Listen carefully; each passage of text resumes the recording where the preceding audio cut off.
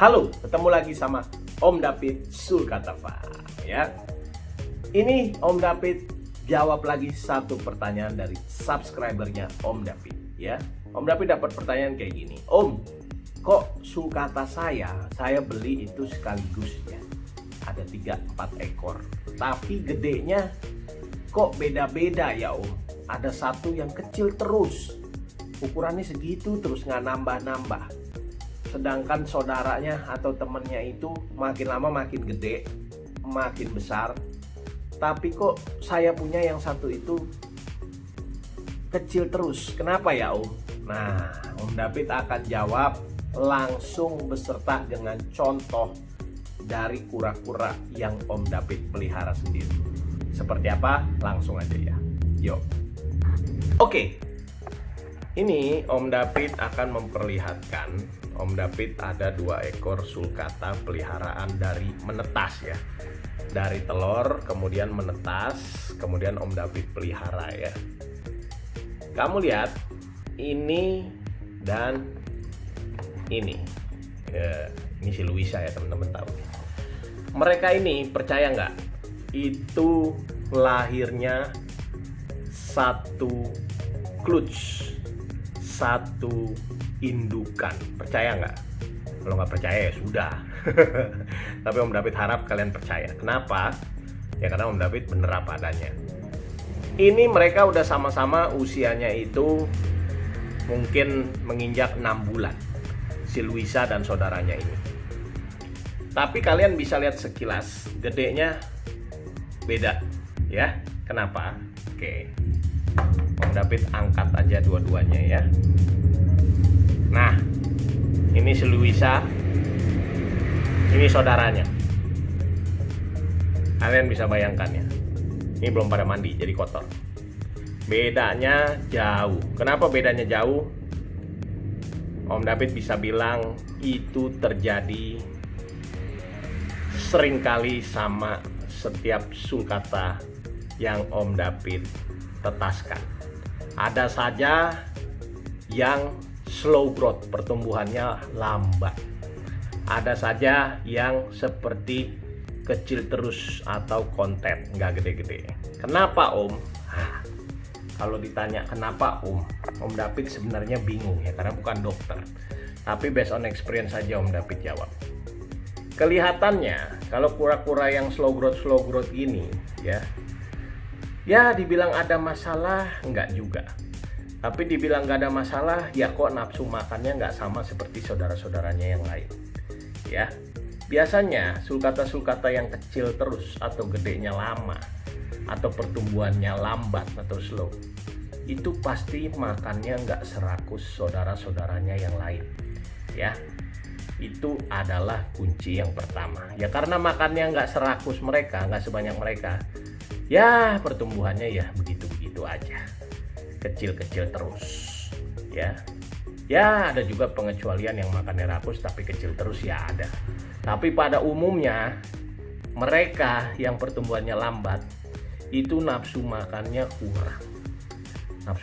kurang ya.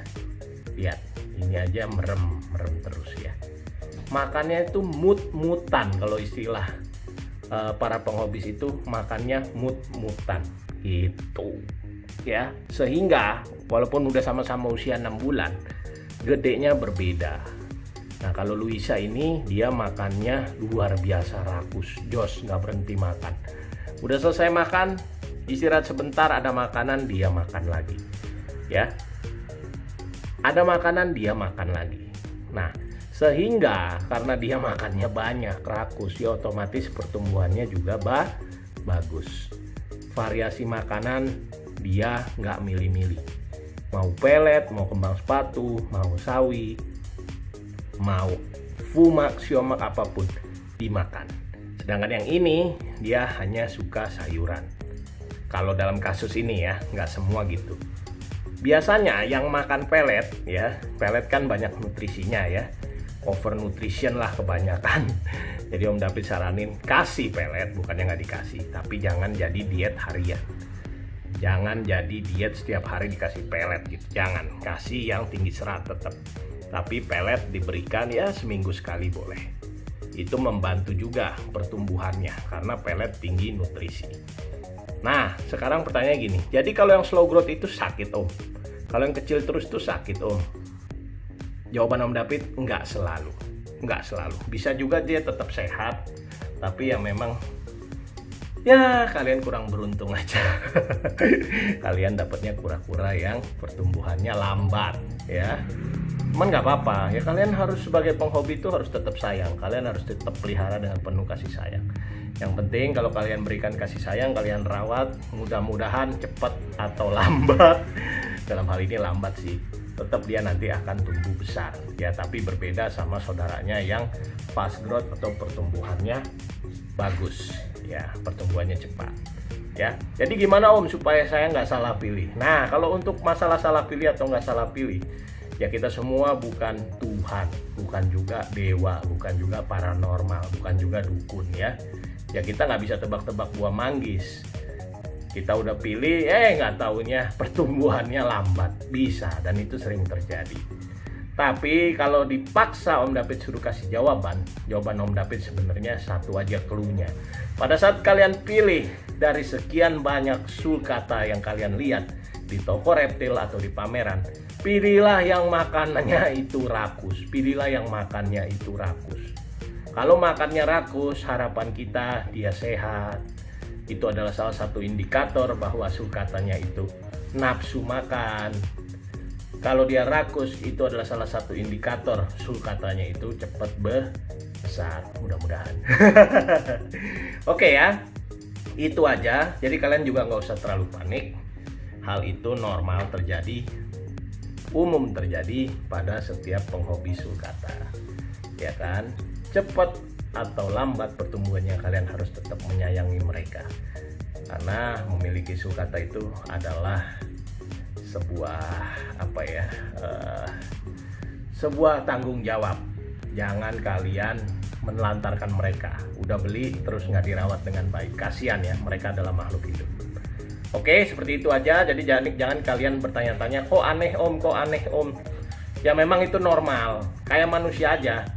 Ada yang tinggi besar ya, kayak Shaquille O'Neal pemain basket, ada yang kecil ya, ada yang pendek, ada yang kontet, normal, wajar. Pengaruh dari nutrisi makanan yang mereka makan juga. Tapi ya kalau mereka nggak doyan makan ya gimana mau masuk nutrisi, kan kira-kira seperti itu. Oke, nggak usah panik, dirawat aja dengan baik-baik. Cepat atau lambat pasti gede. Oke, sip, thank you. Nah, jadi seperti itu ya. Tadi Om David langsung kasih perbandingannya karena emang Om David juga punya. Dari sekian ratus sulcata pasti ada aja sulcata yang kok kecil terus ya, kok slow growth ya, kok makannya nggak seperti saudaranya atau temen yang lain, dikasih makannya mut-mutan, ogah-ogahan, kadang makan, kadang enggak, kadang rakus, kadang enggak. Itu salah satu faktor yang mempengaruhi pertumbuhan dia jadi lambat ya dibandingkan teman-teman atau saudaranya yang lain. Kalau kalian secara kebetulan mendapatkan sulcata seperti itu, tetap harus kalian pelihara dan sayangi dengan baik.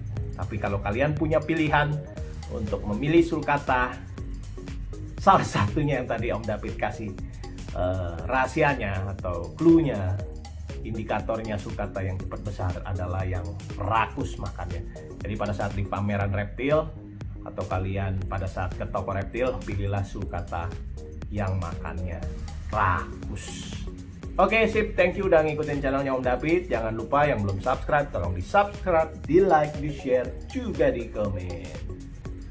Bye bye, see you.